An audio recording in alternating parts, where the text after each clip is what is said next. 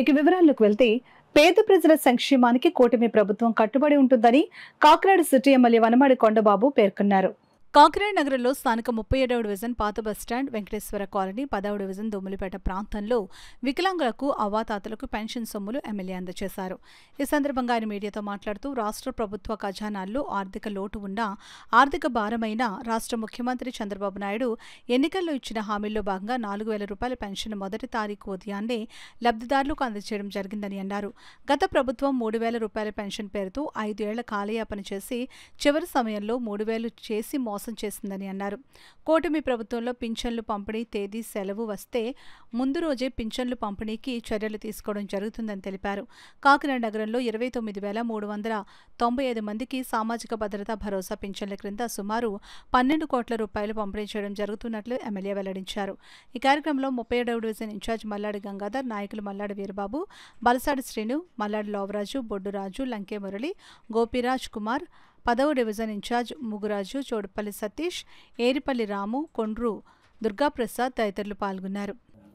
ఏదైతే ముఖ్యమంత్రి చంద్రబాబు నాయుడు గారు మాట ఇచ్చారో మాట ప్రకారంగా ఎన్టీఆర్ భరోసా ప్రతి ఒక్కరికి పెన్షన్ 4,000 రూపాయలు ఇస్తానని చెప్పారు. ఆ విధంగానే ఈరోజు రాష్ట్ర వ్యాప్తంగా కూడా ఈ కార్యక్రమం ప్రతి నెల కూడా 6 గంటలకు మొదలుపెట్టి 10 గంటల లోపల ఇచ్చేస్తున్నారండి 1వ తారీఖుని. ఆ సందర్భంగా చూసుకున్నట్టయితే ఈరోజు కాకినాడ నగరంలో సుమారు 29,396 మందికి ఇస్తున్నామండి. నెలకి 12,72,00,000 రూపాయలు ఇస్తున్నామండి నెల. ఈరోజు ప్రతి పెన్షన్ దాన్ని కలిసినప్పుడు అమ్మ ఎలా సంతోషంగా ఉన్నారంటే అందరూ సంతోషాన్ని వ్యక్తం చేస్తూ అదేవిధంగా ఈరోజు గౌరవపదంగా బతుకుతున్నామని చెప్పి ధైర్యంగా చెప్తున్నారు. ఈ రోజున ఇదివరకు ఇతర మీద ఆధారపడి బతకడం ఇవన్నీ ఉండి ఆర్థిక ఇబ్బందులు ఉన్నప్పుడు ఎవరినైనా డబ్బులు అడగాలంటే సిగ్గుపడిపోయే పరిస్థితి. అటువంటిది వాళ్ళ కాళ్ళ మీద నిలబడి ఈరోజు ఆ పెన్షన్దారులు వారి జీవితంలో ఈరోజు సంతోషాన్ని ఆనందాన్ని వ్యక్తం చేస్తున్నారు. ఇన్ని ఆర్థిక ఇబ్బందులు ఉన్నాయి, ఎన్ని కష్టాలు ఉన్నప్పుడు కూడా పెన్షన్దారికి 1వ తారీఖు ఖచ్చితంగా ఈరోజు పెన్షన్ ఇచ్చి తీరుతుంది. అదే గత ప్రభుత్వంలో ఆదివారం వస్తే పెన్షన్ ఇచ్చేవారు కాదు.